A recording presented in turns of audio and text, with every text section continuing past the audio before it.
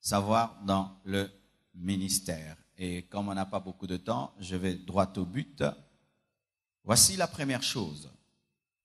Connecte-toi aux gens qui sont de la même nature que toi et évite ceux qui peuvent te pervertir. Je répète, connecte-toi aux personnes qui sont de la même nature que toi et évite celles qui peuvent te pervertir. Amen. Proverbe 27, verset 17 dit une chose. Comme le fer aiguise le fer, ainsi un homme excite la colère d'un homme. Mais je viens de comprendre dans ce passage que c'est seulement un fer qui aiguise un fer. C'est-à-dire que ce sont les choses d'une même nature qui s'aiguisent. Amen. Hein? Lorsque tu es fer, cherche un fer. Ne sois pas fer et tu te connectes au bois. Ne sois pas fer, tu te connectes à la pierre. Ne sois pas fer, tu te connectes à la mousse. Si tu es fer, connecte-toi au fer pour être aiguisé. Amen. Hein? Dans le ministère, si tu choisis mal tes amis, en soi, tu as mal choisi ton influence. Car c'est par tes amis, par tes relations, par les personnes qui te tiennent à cœur, qui ont la capacité de parler à tes oreilles, que Dieu te parlera, mais qu'aussi Satan te parlera. C'est pourquoi, lorsque Pierre a voulu influencer Jésus-Christ négativement, Jésus lui a dit, arrière de moi, Satan, même si avant cela, il avait donné une grande révélation. Qui tu fréquentes? Quelqu'un pendant un temps peut être quelqu'un qui t'aiguise, mais après il ne t'aiguise pas, tu dois avoir le courage de t'en séparer. Amen. Hein? Il faut continuer à fréquenter les personnes qui t'aiguisent positivement. Un serviteur de Dieu, quand tu le côtoies, il te pousse à aimer ton ministère, à aimer Dieu, à te sanctifier, à mieux prier, à mieux prêcher, à mieux enseigner, à jeûner. Il te pousse à aimer ta femme, à aimer tes enfants, à bien gérer l'église. Continue à le côtoyer. Mais si, quand tu le fréquentes, tu sens que tu n'as plus envie de prêcher, tu n'as plus envie de prier, tu n'as plus envie de jeûner, tu n'as plus envie de chercher Dieu, ça devient une connaissance. Amen. Mais ce n'est plus un ami. Amen. Ayez le courage d'enlever certaines personnes de la liste d'amis pour les mettre dans la liste des camarades et connaissances. Si pour toi, quelqu'un, parce qu'il était ami d'enfance, il doit le rester parce qu'il a été, tu n'es pas mature. Pour que quelqu'un reste dans ta vie, il doit se mettre à jour. Amen. Se mettre à jour dans sa sanctification et dans sa consécration. S'il ne se met pas à jour, il ne peut plus t'influencer. Pourquoi? Il n'est plus le fer pour influencer le fer. Certaines personnes sur le chemin changent de nature. Amen. Hein?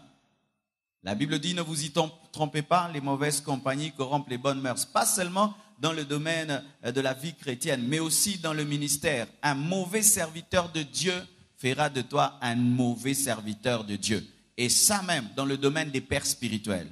Si tu as un père spirituel qui t'aiguise dans la parole, dans la crainte de Dieu, continue à exposer ta vie et ton ministère à ce père spirituel. Mais si ce père spirituel-là commence à te pousser vers le péché, te pousser vers le mal, bien-aimé frère, bénis Dieu, c'est par lui que Dieu est passé pour te sauver, pour t'enseigner, cherche un autre. Amen. Hein? Si tu vas lui donner le nom de mentor ou de coach, ce n'est pas grave, mais cherche quelqu'un d'autre. Parce que ce n'est pas parce que quelqu'un hier t'a enseigné qu'il a le droit de te dévier. Amen. Hein? Amen. Tu m'as enseigné hier la sainteté et aujourd'hui tu m'enseignes le péché. Ah, je ne te donne plus mes oreilles. Je n'écoute plus tes CD et tes prédications. Je ne les écoute pas. Et si je peux les écouter, je vais écouter tes anciennes prédications. Ah oui, il y a certains prédicateurs, moi je n'écoute que leurs anciennes prédications, pas les nouvelles, les anciennes, quand ils étaient droits, sérieux, craignant Dieu, je les écoute. Mais les nouvelles, j'écoute pas.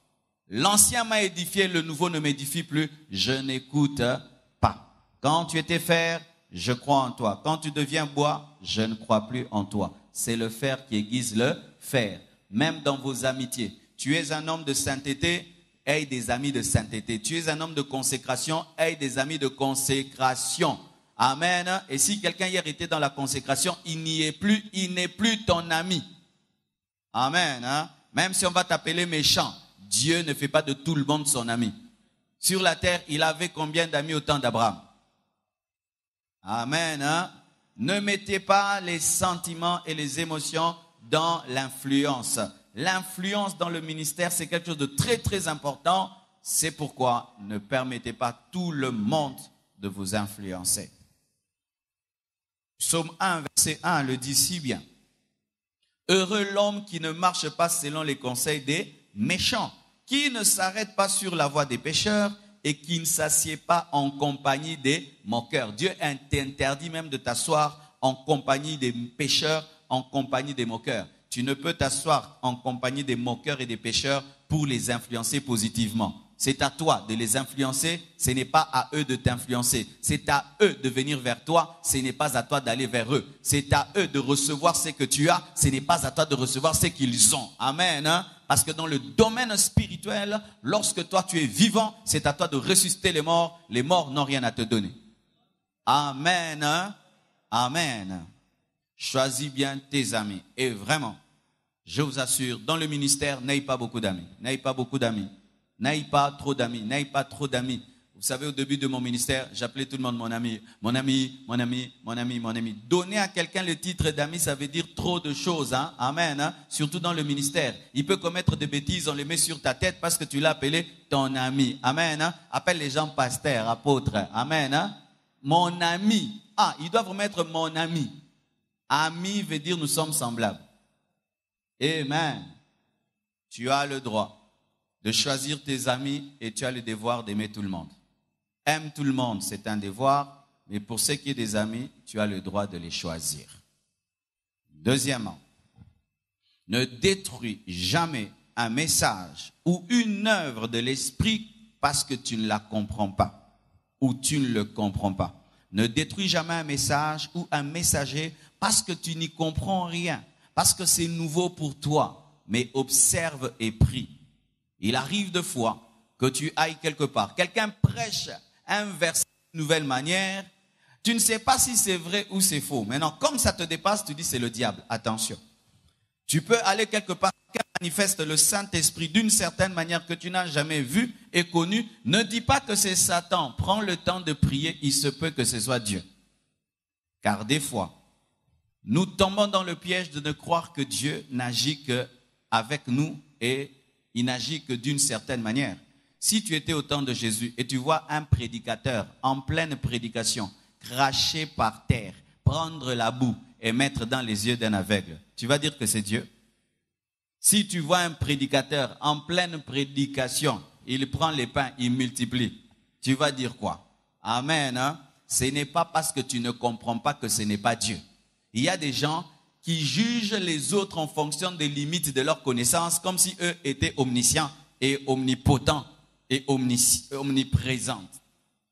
Ce n'est pas parce que tu ne connais pas que ce n'est pas Dieu. Ce n'est pas parce que tu ne maîtrises pas que ce n'est pas Dieu. Ce n'est pas parce que ça dépasse ton entendement que ce n'est pas Dieu. Ne te précipite pas à juger un ministère, une manifestation de l'esprit, un message parce que c'est élevé au-dessus de toi. Il se peut que la personne est en avance, comprend des choses au-delà de toi et c'est à toi de te mettre à jour parce que tu es archaïque. Amen. Hein?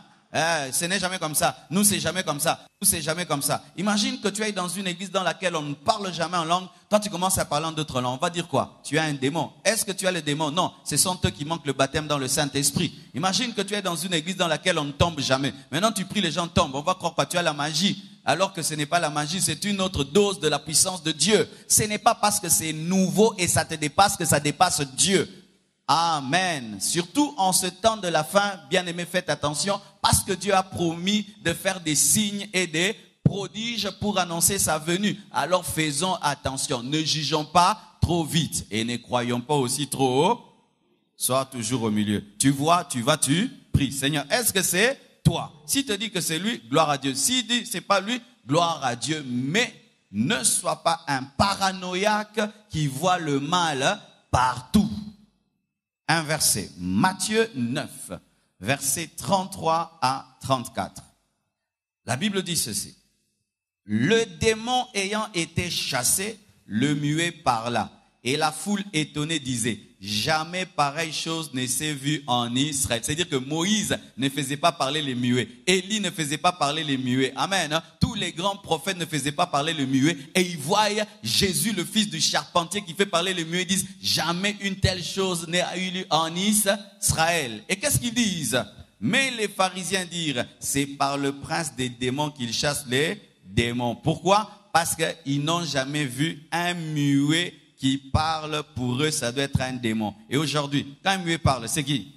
C'est Dieu, n'est-ce pas? Mais pour eux, c'est un démon. Pourquoi? Ils n'ont jamais vu ça. Ce n'est pas parce que ton pasteur ne le fait pas que Dieu ne le fait pas. Et ce n'est pas parce que ton pasteur ne te l'a pas appris que Dieu ne l'a pas dit. Et ce n'est pas parce que tu ne l'as jamais prêché que ça n'existe pas dans la Bible. Et ce n'est pas parce que tu ne le sais pas que tout le monde ne le sait pas. Et ce n'est pas parce que tu ne le maîtrises pas que tout le monde est immature. Ne juge pas les autres en fonction de tes limites. Il peut se faire que c'est toi qui dois être transformé, être mis à jour. Amen. Hein? Sinon, tu auras un problème. Tu seras comme un pharisien. Comme un muet n'a jamais parlé, donc c'est le diable. Ah bon, les nouvelles choses, c'est Satan. Pour eux, une chose nouvelle, c'est Satan. Dieu ne fait que des choses anciennes. Quelle insulte à Dieu. Amen. Vous savez, des fois, lorsque nous lisons la Bible, Jésus-Christ a marché sur l'eau. Imagine, moi et toi, on va à Njili, et tout d'un coup, là, pendant le baptême, j'arrête de baptiser, puis je traverse de l'autre côté. Tu vas prier à l'église. Le pasteur a simbi moto moko. Il a mis lui ma sirène. Alléluia.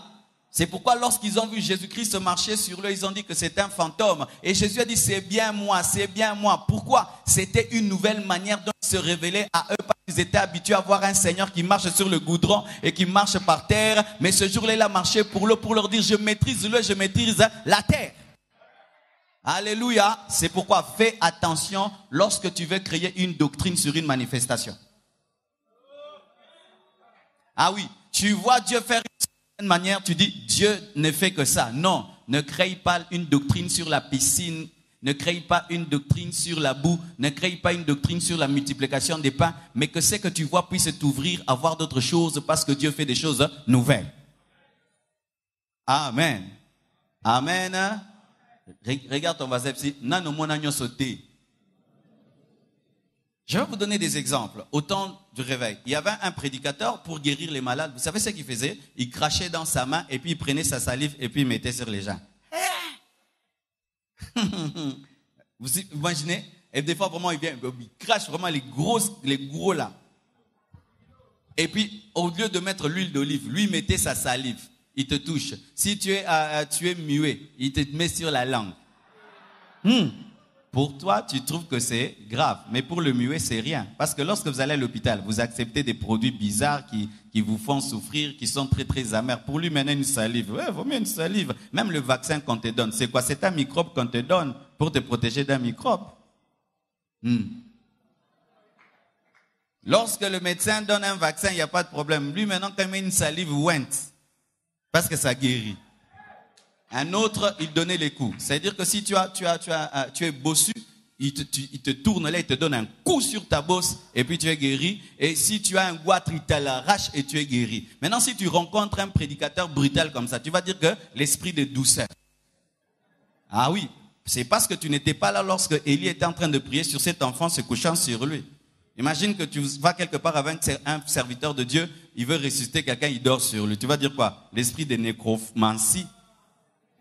Amen, hein? C'est parce que tu n'es pas là que tu prêches ça. Sois là.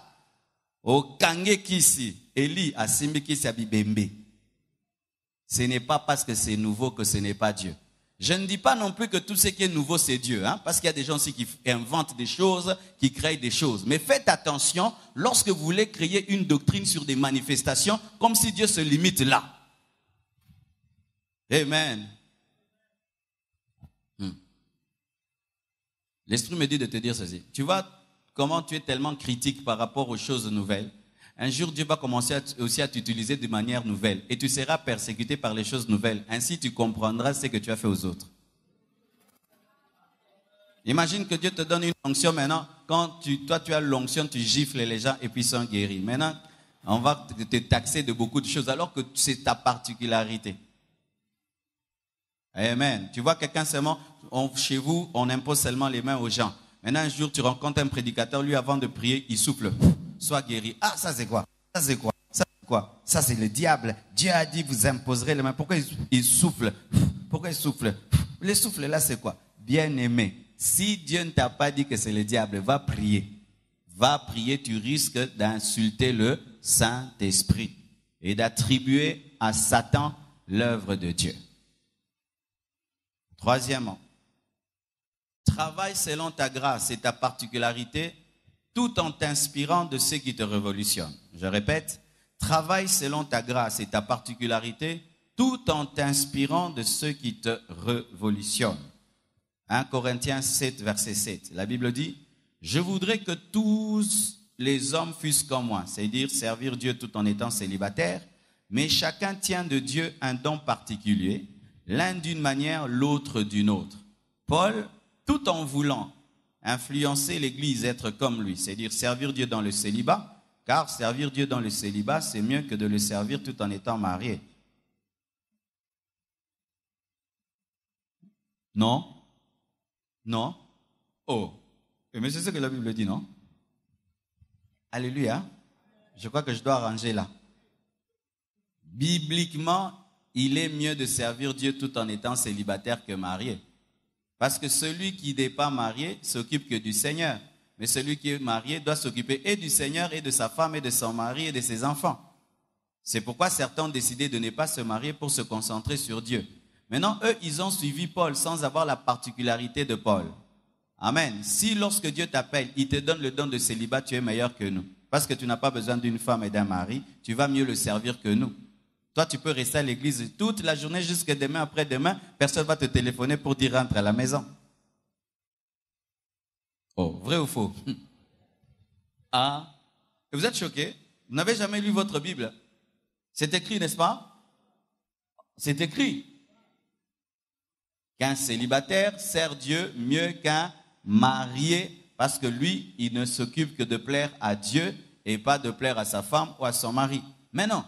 Ce n'est pas parce que tu lis ce verset-là, tu dis qu'il est mieux de servir Dieu tout en étant célibataire que marié, tu décides, du coup, je ne me marie pas. Maintenant, Paul dit, mais chacun de nous tient de Dieu un don particulier, l'un d'une manière, l'autre d'une autre. C'est-à-dire que,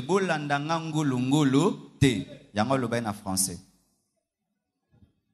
C'est-à-dire que si tu n'as pas le don de servir Dieu tout en étant un célibataire, n'entre pas dans la particularité de Paul parce que Dieu ne te l'a pas donné. Mais si Dieu te l'a donné, il ne faut pas te marier parce que tu n'as pas la capacité. C'est pourquoi il y a des gens qui sont des mauvais mariés parce qu'ils ont le don de célibat, mais ils ont forcé de se marier parce que l'Église les a forcés.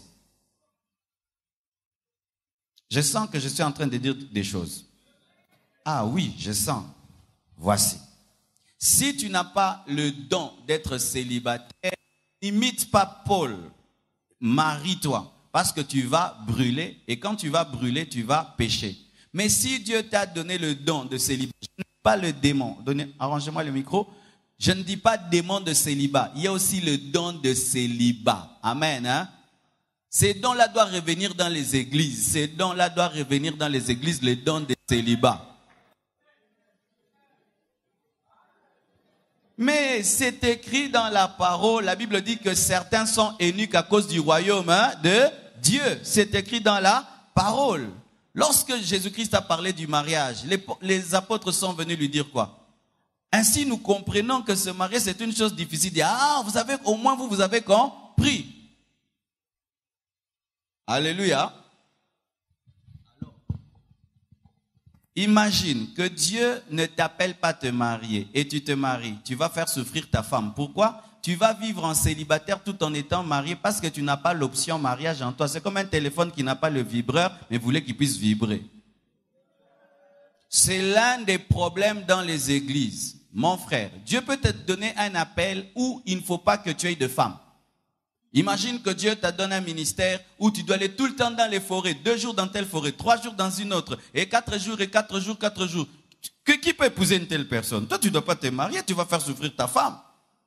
Oui, mes frères, ne demandez pas le mariage en désordre. Dites à Dieu, Seigneur, si je suis de ceux qui doivent se marier, donne-moi ma femme et mon mari. Mais sinon, laisse-moi seul. Je vous dis, c'est la Bible.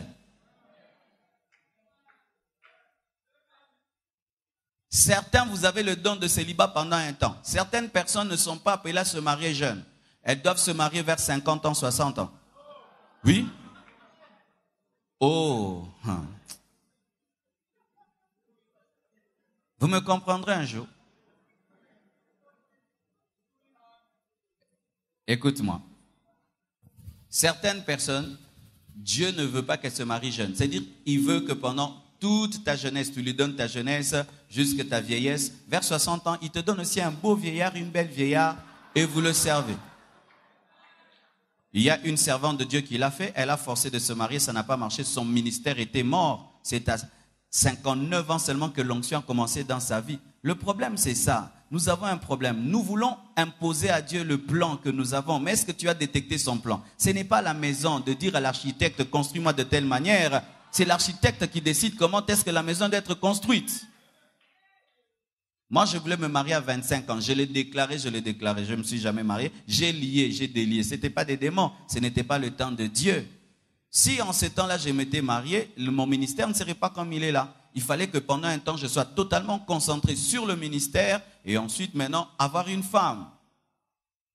À peine tu commences le ministère, tu te maries. Si ce n'est pas dans le plan de Dieu, la femme va te déstabiliser. Elle va te déstabiliser. Elle va te déstabiliser. Elle va déstabiliser ta vie de prière. Elle va déstabiliser ta vie de jeûne.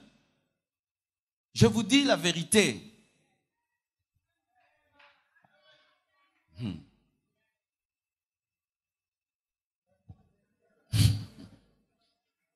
J'entends des voix dans les cœurs. J'entends vos cœurs me parler. Des fois j'entends les cœurs parler. Il y a beaucoup d'incrédulité parmi vous. Vous attendez que je passe à un autre point.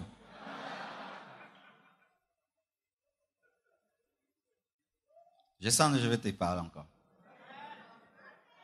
Mon frère, pendant un temps, tu peux être là. Tu es jeune. Tu as tout ton corps qui fonctionne bien. Mais pendant un temps, tu es comme tu es impuissant. Ce n'est pas le temps pour toi de te marier. Dieu ne veut pas que tu puisses t'occuper de cela. Ce n'est pas que tu es malade. Ce n'est pas le moment. C'est-à-dire que tu ne sens jamais rien. Mais tu es bien. Tout va bien. Tu ne sens rien. C'est un temps où tu as le don de célibat. Concentre-toi sur les choses de Dieu. Le jour où ça commence à te déranger, maintenant commence à penser te marier. Mais si ça ne te dérange pas, prie, sers Dieu.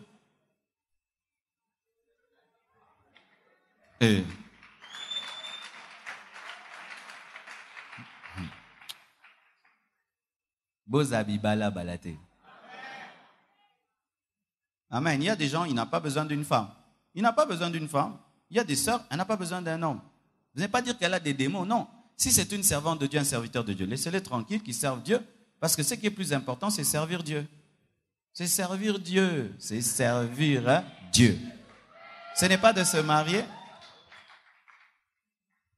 Et si tu te maries et que tu as l'appel de Dieu et tu te maries mal, Satan a placé dans ta vie son instrument qui te ralentira et te bloquera.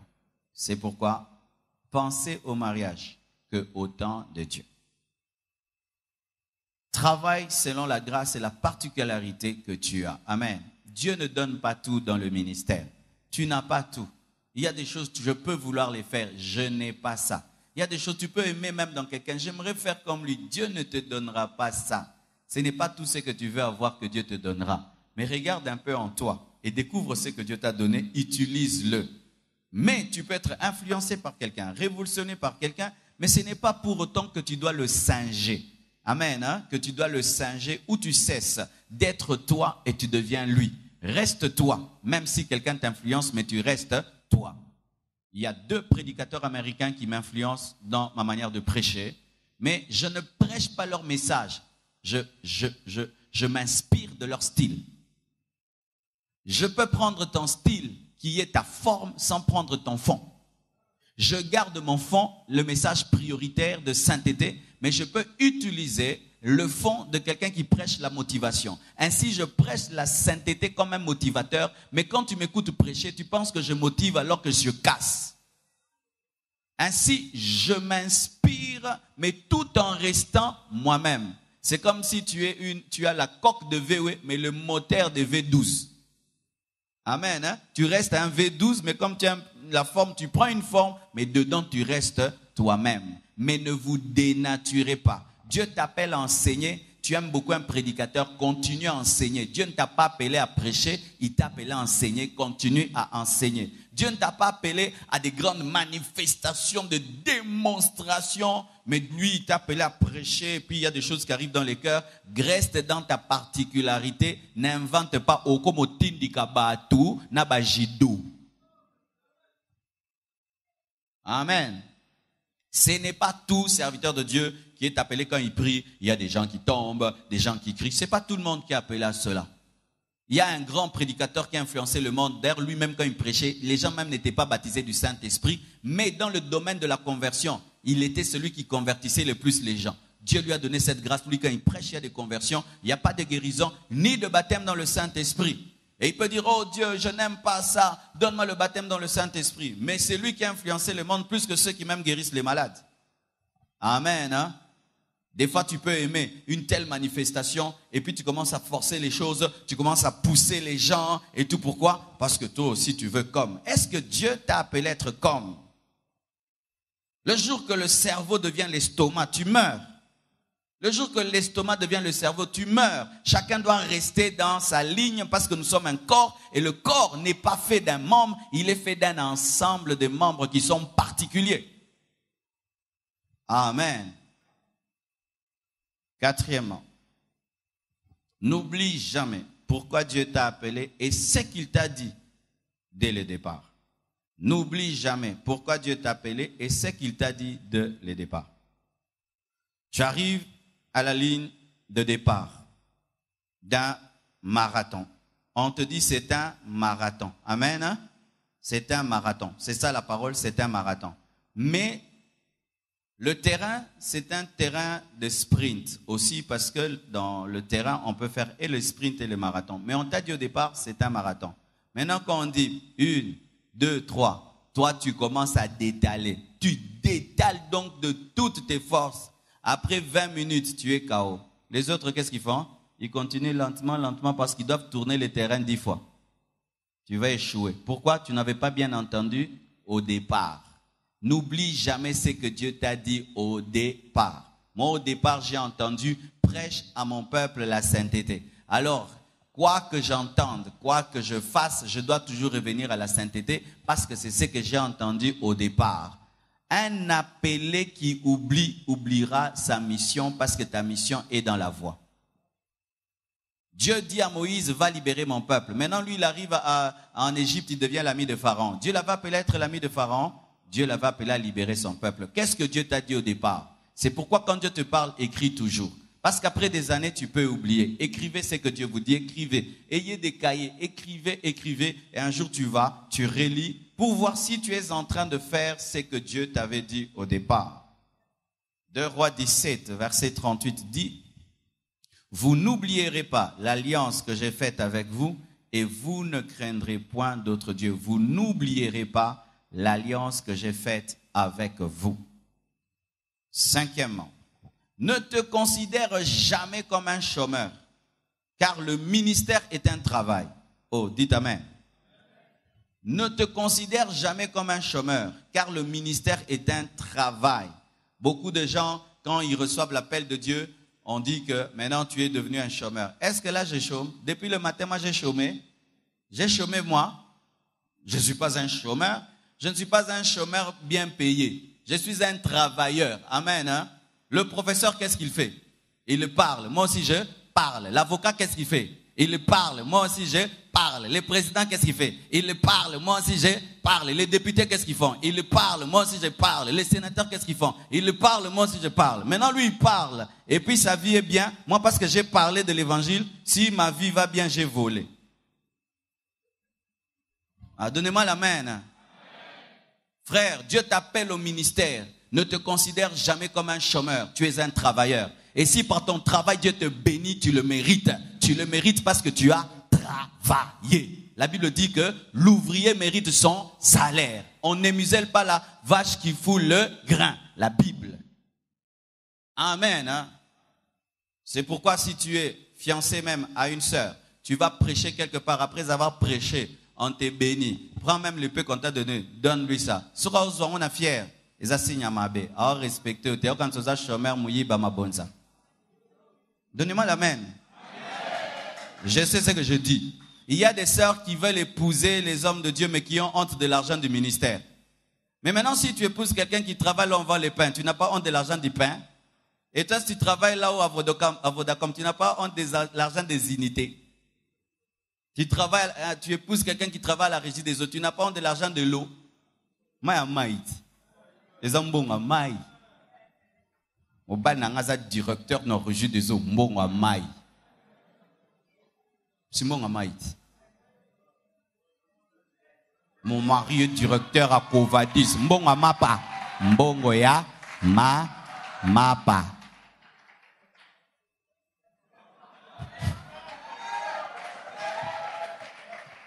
Frère, quand Dieu t'appelle, sois têtu. Sois têtu. Parle.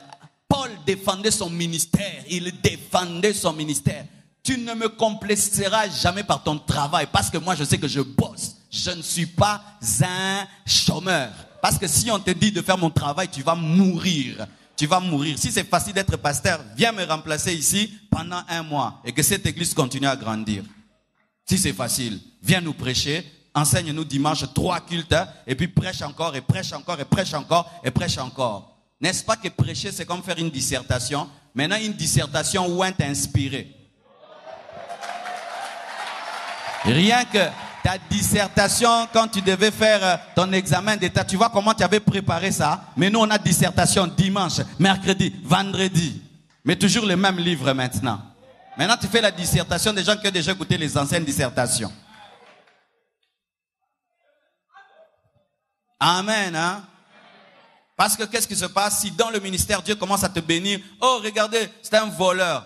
Ah, on dit que quelqu'un est un voleur quand il ne travaille pas, il est béni. Mais s'il travaille, il le mérite, Dieu l'a béni. Dieu l'a béni. Je te prêche la parole, ça te révolutionne. Par la parole que tu entends, tu ouvres une entreprise et tu deviens un grand homme. Et puis tu penses et tu me bénis. J'ai volé quoi? J'ai volé quoi? J'ai volé quoi? Naibi nini? Naibi nani? Na kota kinanda kuno na swake loko. Sio moko yaki na ngoti.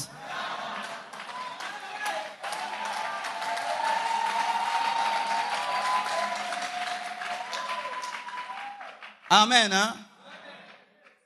Quand Dieu t'appelle au ministère, il t'appelle pas au chômage. D'ailleurs, il t'appelle au plus grand travail de la terre. Un travail qui ne finit pas. Même à 80 ans, tu continues à travailler. Il n'y a même pas de retraite. Il n'y a pas de retraite. À 90 ans, tu continues. Jusqu'aujourd'hui, Billy Graham, il continue. Si même tu n'as plus la force de prêcher, tu vas toujours commencer à prier ou donner des conseils.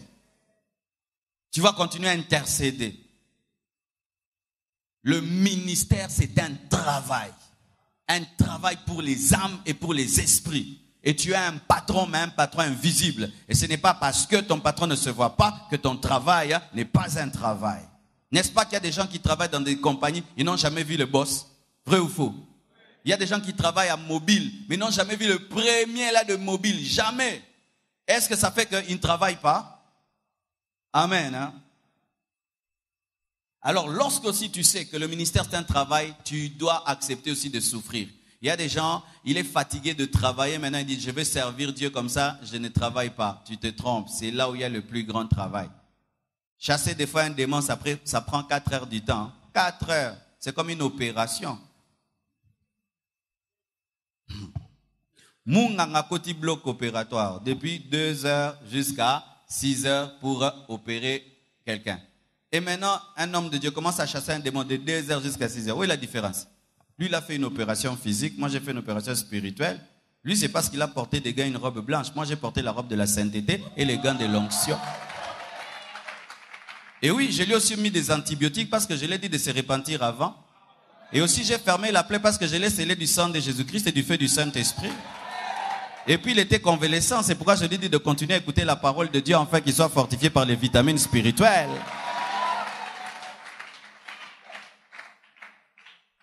Mindima. Attends, t'as mindima. Attends, ndimingate. Ngana sala kamsala. Ngana zamolie mabonzate. Sala kamsala. Amen, hein? C'est pourquoi quand Dieu t'appelle au ministère, tes amis commencent à se moquer de toi et ta famille, et puis tu deviens complexé. Non. Lorsque quelqu'un il trouve un boulot dans une ambassade, on commence à dire, ah, notre fils maintenant travaille à l'ambassade de la France. Et toi maintenant tu as trouvé le boulot à l'ambassade du royaume des cieux. Tu donnes aussi des visas. Parce que quand tu prêches l'évangile, il reçoit Jésus et le Saint-Esprit, il va aller au ciel. Tu es plus que celui qui travaille à l'ambassade Schengen. Ah oui! Oui! Complexé devant qui? Tu vas me complexer en quoi? Quel est le travail que tu fais qui dépasse mon travail? Quel travail tu fais qui dépasse mon travail? Quel travail tu fais? Tu vois quoi? L'or?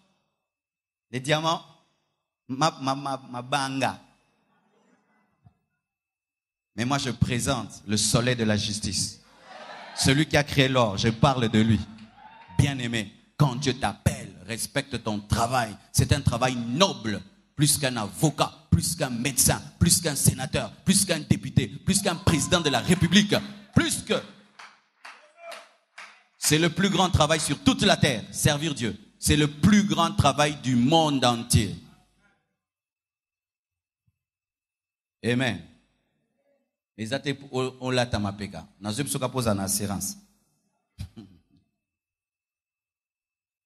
Voici les versets. 1 Corinthiens 15, verset 30. Écoutez ce que Paul dit. Par la grâce de Dieu, je suis ce que je suis.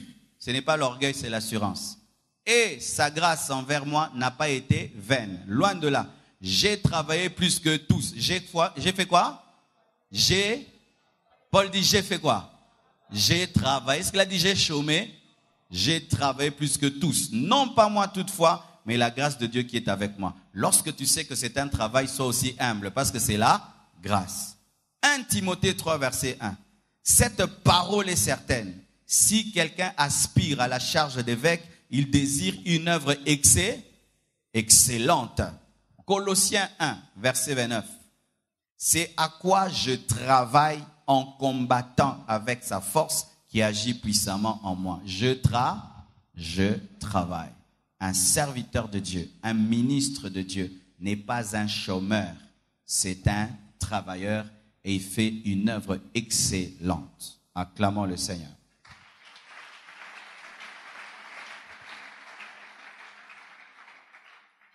Sixièmement, n'oublie pas qu'avant d'être ministre de Dieu, tu es un enfant de Dieu. Tu n'es pas d'abord ministre de Dieu, tu n'es pas d'abord pasteur, apôtre, évangéliste, tu es d'abord enfant de Dieu.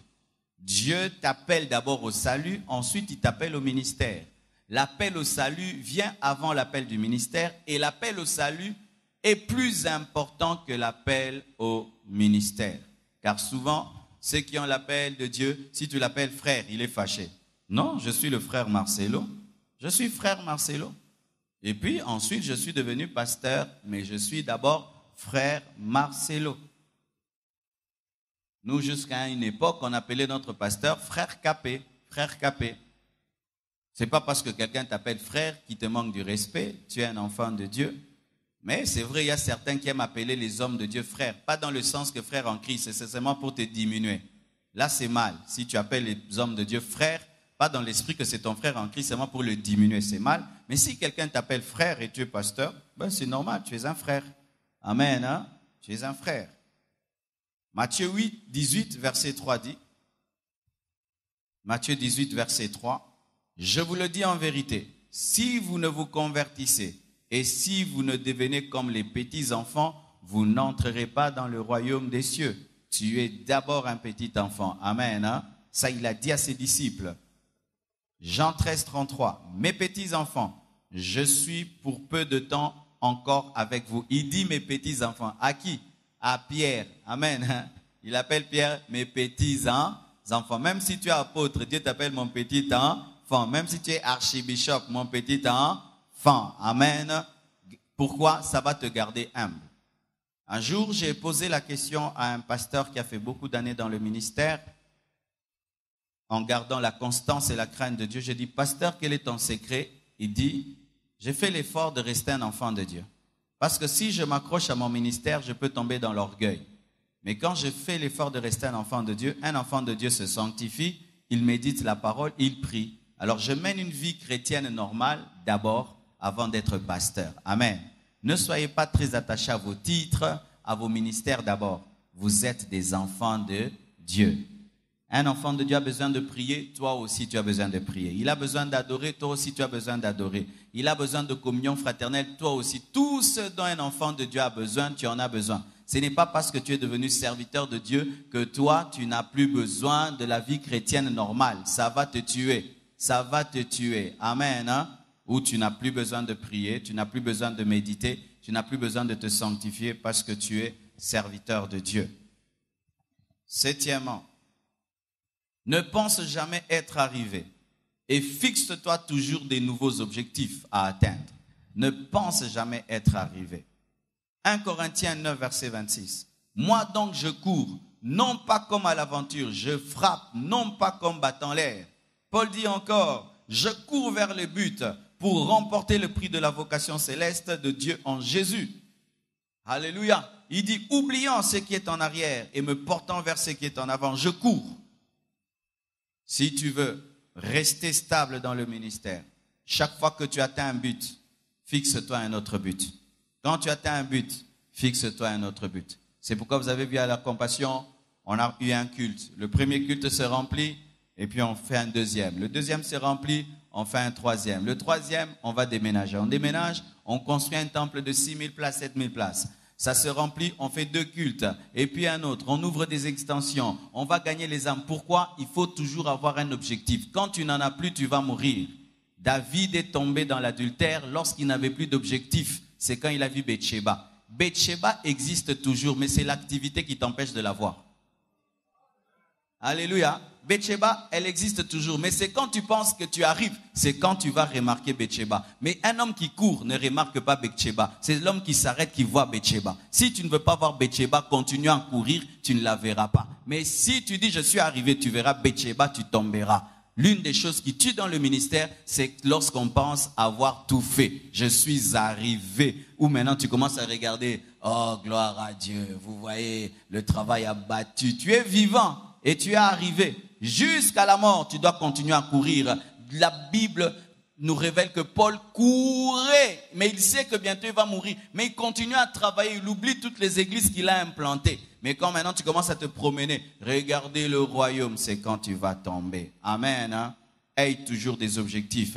Un homme qui a des objectifs se sanctifie, se discipline et se consacre. Lorsque tu perds les objectifs, tu vas perdre la discipline. Si tu veux avoir la discipline, tu dois avoir des objectifs. Et quand tu atteins un autre objectif, jusqu'au retour de Jésus, il ne faut jamais arriver. On nous a appris dans l'histoire, après l'apogée, c'est le déclin. N'atteins jamais l'apogée et tu n'auras jamais de déclin.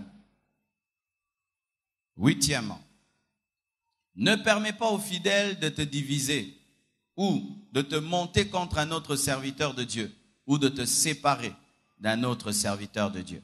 Si tu te sépares d'un serviteur de Dieu, c'est d'être par Dieu.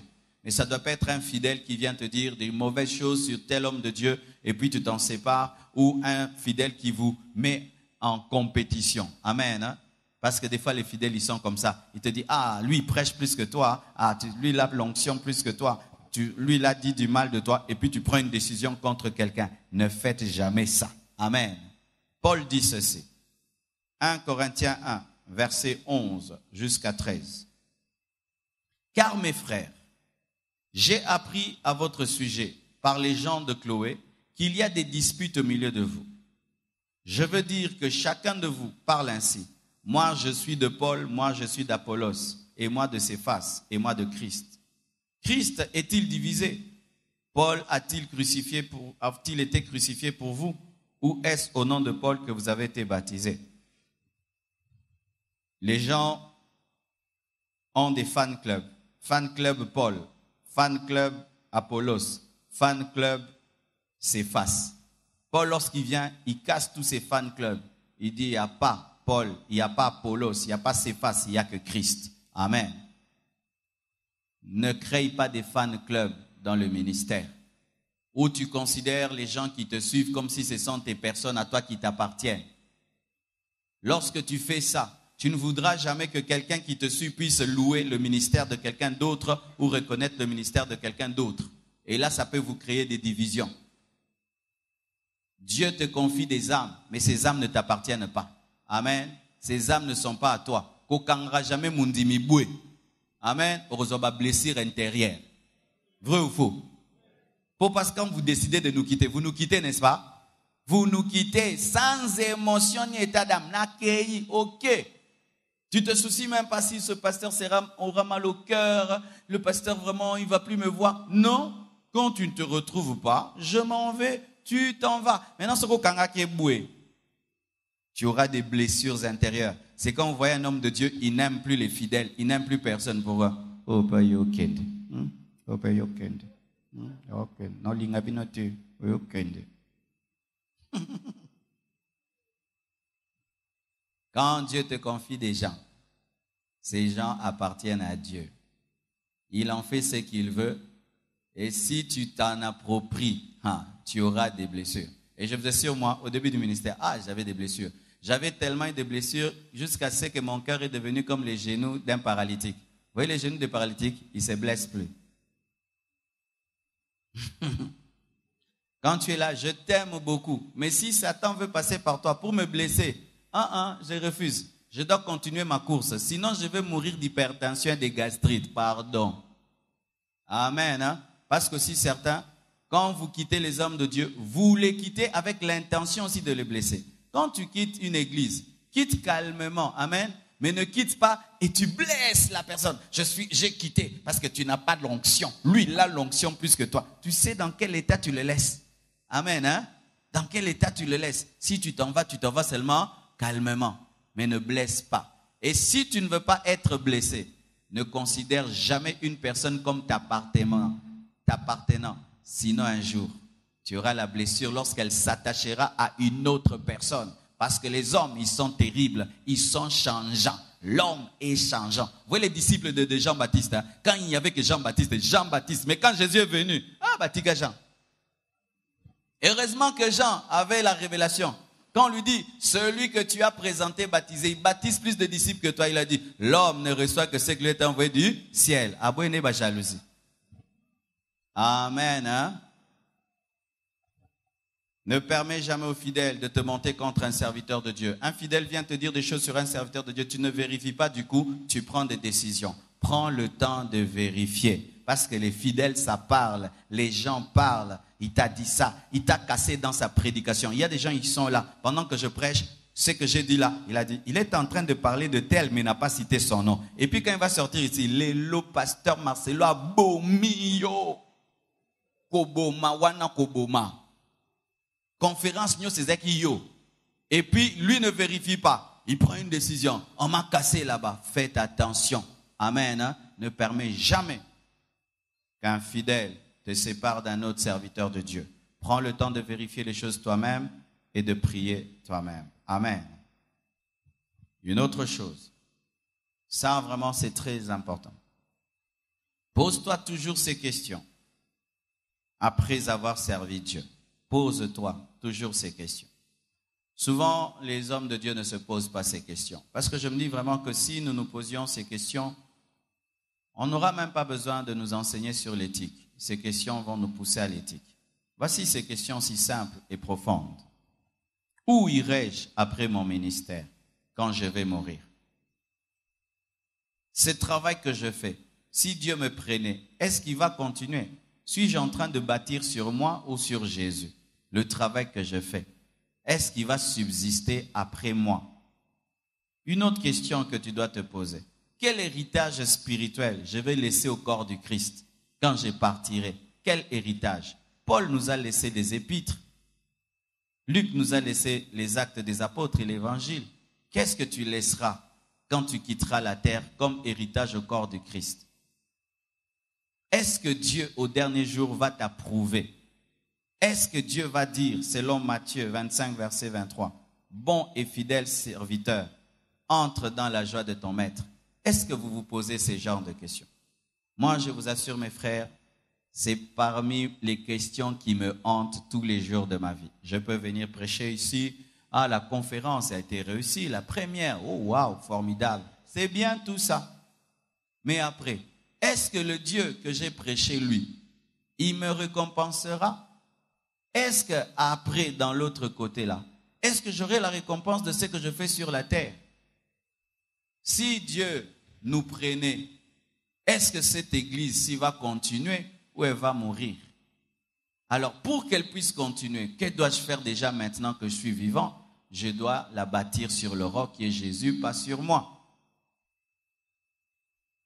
Le travail que tu fais pour Dieu, est-ce que Dieu le reconnaîtra?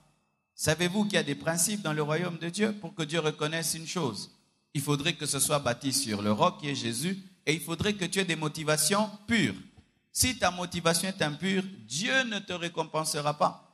Et si tu ne bâtis pas sur Jésus, ton travail va disparaître. Ce serait un travail en chaume. Alors si je prêche pour me faire voir, je n'ai pas de récompense. Si je prêche pour l'argent, je n'ai pas de récompense. Si je prêche par rivalité, je n'ai pas de récompense. Si je prêche par rivalité, je n'ai pas de récompense. Si je prêche sans l'appel de Dieu au ministère, je n'ai pas de récompense. Alors, bien-aimé, il faut bien faire les choses, de peur de faire beaucoup de choses. Et au dernier jour, il te dit, je ne t'ai jamais connu, serviteur d'iniquité. Ou il te dit, merci pour le bénévolat. Tu entres seulement avec ton salut. Mais pour ce qui est de la récompense, il n'y a point de récompense parce que ton travail n'a été que chaume. Ça, moi, ça m'effraie. Et si tu es sérieux, ça doit t'effrayer. Ça doit t'effrayer. Alléluia. C'est-à-dire, tout ce que nous faisons, c'est un examen. On n'a pas encore donné les cotes. Alors, tu ne peux pas crier 10 sur 10. C'est pourquoi ces choses-là, je ne crois pas. Tu es vivant. Et puis, il y a un groupe de journalistes qui disent, cette année, le meilleur pasteur du Congo, c'est elle. Qui êtes-vous pour savoir qui est le meilleur pasteur? Est-ce que le meilleur pasteur, c'est voyager, avoir une grande église ou faire des miracles? C'est Dieu qui connaît le meilleur pasteur. Et le meilleur pasteur, c'est celui qui est fidèle jusqu'au bout. C'est dans l'éternité qu'on connaîtra. Car Jésus même a dit, pour ce qui est d'être à ma droite ou à gauche, Dieu seul le sait. Maintenant, toi, les journalistes, tu as coopéré avec Dieu pour qu'il te révèle celui qui est à sa droite et à gauche au Congo. Maintenant, tu as le titre là, et tu mets ça dans ton bureau. J'ai été primé le pasteur de l'année Mwanamboka. Non, un homme n'a pas le droit de dire qu'il est le meilleur pasteur. Quand on vous invite dans de telles choses, n'allez pas. Dieu va t'abandonner. C'est ce que Paul dit. Certains sont en train de régner sans nous. C'est dire quoi? Eux qui sont les colonnes, toi tu règnes sans eux, mais tu n'es pas encore au temps de la proclamation. On t'a déjà proclamé avant la proclamation. Maintenant, les professeurs Lazare, le pasteur de l'année. Le numéro 1. Non, n'osez jamais vous donner des titres pareils. Numéro 1. Ne vous donnez jamais des noms pareils. Le plus grand, le meilleur. Pourquoi? Parce que l'association des journalistes du Congo a décidé que c'est toi qui es le numéro 1. Souvent même les titres qu'ils donnent, c'est pour l'argent. On te donne un titre et puis on te demande un $500. C'est de l'escroquerie. Amen, hein? Refusez de telles choses. Amen. Lorsqu'on commence à te donner trop de titres, même pour les musiciens, ça vous remplira d'orgueil. La meilleure chanson de l'année, le meilleur album de l'année, le meilleur prix de ce musicien de l'année. Quand maintenant tu reçois la meilleure chanson de l'année 2016, tu voudrais aussi avoir le titre de l'année 2017. Maintenant, si c'est l'autre qui l'a, ça fera quoi? Ça fera quoi? N'est-ce pas qu'on a eu même pendant les DNC ici des problèmes après? Les gens nous ont suivi que non, Trisha qui est Moutunabino. Yango Totigina.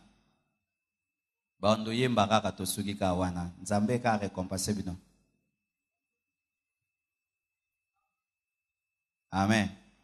Sur la terre ici, on ne sait pas. Au ciel, nous serons étonnés de deux choses. Nous verrons au ciel des gens qui ne devaient pas y être et nous verrons en enfer des gens que nous pensions être au ciel. Parce que ce n'est pas l'homme de déterminer si tu es saint ou si tu es grand. C'est à Dieu. Certains se répandent avant de mourir, mais d'autres abandonnent Dieu avant de mourir. Ah oui, bien aimé. Dieu ne te récompense pas par rapport à ton résultat, il te récompense par rapport à ta fidélité. Alors ne laisse jamais un homme te dire que tu es en train de bien faire ou pas bien faire. Jésus lui-même, on lui dit bon maître, il dit quoi? Dieu seul est bon. Jésus dit Dieu seul est bon. N'aime pas trop les acclamations, parce que les acclamations de l'Église sont plus dangereuses que les persécutions du monde. Meilleur, plus grand, meilleur. Dieu t'a dit que tu es le meilleur. Tu as entendu ça à l'oreille? Dieu t'a dit pasteur number 1 du Congo. Amen.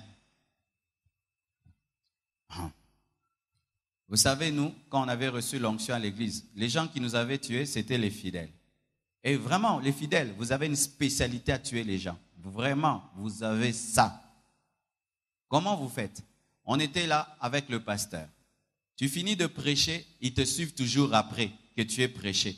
Des choses se passent après des prédications. Ils te disent non. Nabananyo sa pasteur, yo penzozane eloko. Et chobu. Tu le dis pas, ils te le disent. Ils te le disent des choses. Tu chantes un peu, ils disent, quand toi tu entonnes, ah vraiment les ciels s'ouvrent. Les autres quand ils entonnent, vraiment ils amènent des démons. Je sais ce que je dis. Maintenant tu commences à te gonfler la tête. C'est moi quand je chante que le ciel s'ouvre. Maintenant tu veux monopoliser le micro. Alors que les personnes qui t'ont dit que tu ouvres le ciel sont à 10. Est-ce que nous tous on t'a dit que tu ouvres le ciel? Maintenant tu monopolises le micro pour 5 personnes. Tu as 5, hein? Vous comprenez mon Louba? Tu prêches devant 2000 personnes et 3 personnes viennent te dire que tu as prêché grave et toi tu décides que tu prêches grave. Nous tous on t'a dit. Les cœurs souvent s'enflent lorsque vous laissez les hommes déterminer qui vous êtes au lieu de laisser Dieu le déterminer. Ou après des gens te mettent des choses dans la tête. J'avais un bon collaborateur il y a longtemps, il prêchait, jeune déjà, il prêchait bien. Des mamans sont allées lui dire des choses dans la tête et il a cru ce que les mamans lui ont dit et il s'est égaré aujourd'hui. Faites attention aux choses qu'on vous dit. Laissez Dieu vous dire. Amen. Hein? Laissez Dieu vous dire. Et jamais Dieu ne te dira une chose qui va te remplir d'orgueil. Dieu, quand il te parle, ça va toujours t'humilier. Toujours t'humilier. Parce que lorsque tu te compareras à l'excellence de Christ, tu trouveras que tu n'as rien fait. C'est pourquoi la Bible dit, lorsque vous faites quelque chose, ne dites rien. Dites seulement que vous êtes des serviteurs inutiles parce que vous n'avez pas fait au-delà de ce qui vous a été demandé. Dieu me dit de prêcher, je prêche. Qu'est-ce que j'ai fait au-delà? Il m'a dit de prêcher, j'ai prêché. Est-ce que j'ai créé les cieux et la terre? Amen. Hein? Voici une dernière chose. 10e. Il ne faut jamais aimer ton ministère plus que Jésus qui te l'a donné. Il ne faut jamais aimer ton ministère plus que Jésus qui te l'a donné. Luc 10, versets 39 à 42. Il s'agit de Marthe et Marie. Elle avait une sœur nommée Marthe. Marthe avait une sœur nommée Marie qui, s'étant assise aux pieds du Seigneur, écoutait sa parole. Marthe, occupée à divers soins domestiques, survint et dit, « Seigneur, cela ne te fait-il rien que ma sœur me laisse seule pour servir? Dis-lui donc de m'aider. » Le Seigneur lui répondit, « Marthe, Marthe, tu t'inquiètes et tu t'agites pour beaucoup de choses. Une seule chose est nécessaire. Marie a choisi la bonne part qui ne lui sera point ôtée. N'aime pas ton ministère plus que Jésus. » Marthe aimait servir Jésus plus que écouter Jésus. Mais Marie préférait écouter Jésus, ensuite le servir. Des fois, nous aimons le ministère plus que Jésus. Tu aimes prêcher plus que prier. Tu aimes prêcher plus que être en communion avec Dieu. Tu aimes prêcher plus qu'être sanctifié. Tu aimes prêcher plus que être en communion avec Dieu. Ton travail pour Dieu prend la place de ta communion avec Dieu. Ne le fais jamais. Lorsque tu commences à aimer ton ministère plus que Dieu, ton ministère devient une idole. Et qu'est-ce qui va se faire? Tu ne sauras plus entendre Dieu dans ton ministère parce que tu es déconnecté de celui qui te l'a donné. C'est lui qui est le cep, tu es le sarment. Si le sarment se déconnecte du cep, il ne peut plus porter du fruit. En soi, un serviteur de Dieu, c'est d'abord quelqu'un qui vit avec quelqu'un avant d'être quelqu'un qui sert quelqu'un. Un serviteur de Dieu, c'est d'abord quelqu'un qui vit avec quelqu'un avant d'être quelqu'un qui parle de quelqu'un. C'est-à-dire c'est quelqu'un qui vit avec Jésus avant d'être celui qui parle de Jésus. C'est pourquoi la Bible dit, Jésus a appelé ses apôtres pour être avec lui d'abord, ensuite il les envoya. La priorité de Dieu dans ton appel, ce n'est pas t'envoyer, c'est que tu sois d'abord avec lui, que tu pries, que tu le cherches, que tu l'aimes, ensuite que tu le serves. C'est pourquoi des fois, dans le ministère, il y a des gens qui ont des tests. Il y a un pasteur qui a servi Dieu pendant longtemps aux États-Unis, et puis un jour Dieu vient lui dire, si je te disais d'arrêter ton ministère aujourd'hui, est-ce que tu le ferais? Il dit, Seigneur, je suis prêt, même à te servir seul sous un arbre, pourvu que tu sois là. Un test. Est-ce que si Dieu un jour te dit, ne fais pas, est-ce que tu peux? Des fois, nous vous testons. On te dit, ne fais plus que telle chose à l'église, tu es fâché. On te dit, tu quittes ces départements, va là-bas, tu es fâché. Tu aimes le ministère plus que Dieu.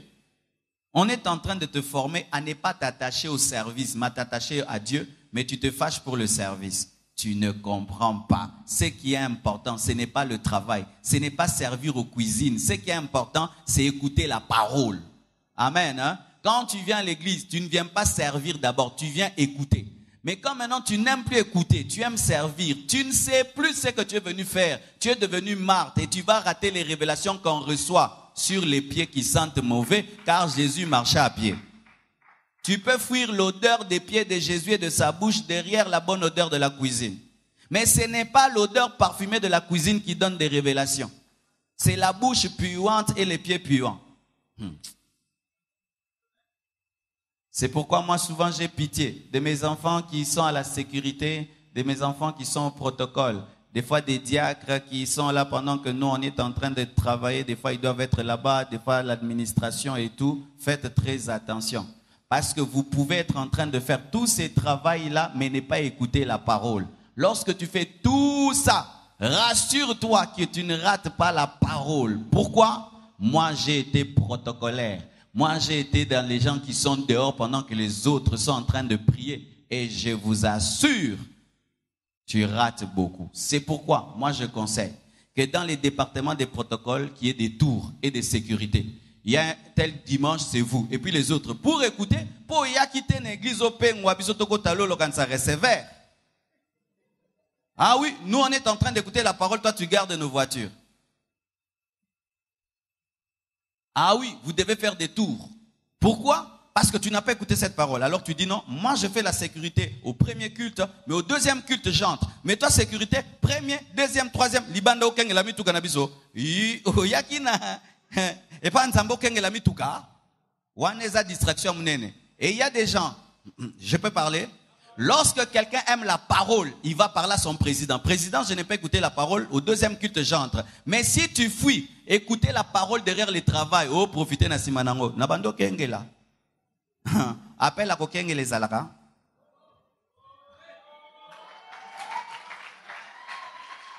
Quand vous faites le protocole, faites attention. Tu risques de faire même toute une année, tu n'as jamais vraiment adoré en profondeur. Tu n'as jamais adoré en profondeur. Je le fais d'ailleurs moi-même. Je sais par exemple que quand j'ai prêché au premier culte, au deuxième culte, je dois me reposer, troisième pour tenir 3 cultes. Alors je fais l'effort de venir au premier culte, au début du premier culte, pour intercéder et adorer comme tout le monde, parce que je sais que le deuxième, le troisième, je suis incapable physiquement de les faire, parce que je dois entrer 15 minutes avant la parole. Mais au moins au premier culte, hein, j'ai été là du début à la fin. Pourquoi? Je suis un frère. Je suis un frère en Christ, avant d'être pasteur. Mais si maintenant, ma spécialité devient prédicateur, je ne prêcherai pas avec l'onction. Dieu ne oint que celui qui est au ses pieds. Faites très attention. Tu es là, toi tu es dans les toilettes en train de laver nos toilettes. C'est vrai, c'est l'humilité. Gloire à Dieu. Mais les toilettes au premier culte. Deuxième, yokali loba. Oyaki kosogola toilette nanu te. Tu comptes l'argent, écoute la parole. Tu n'étais pas venu, tu n'as pas été sauvé pour côté l'argent. Ce sont des choses qui arrivent. Ou maintenant, étant prédicateur, tu as attaché quoi? Prêcher. Prêcher. erote eza ernin, erote. Yo adora suste, yo sambela suste, yo ka paro.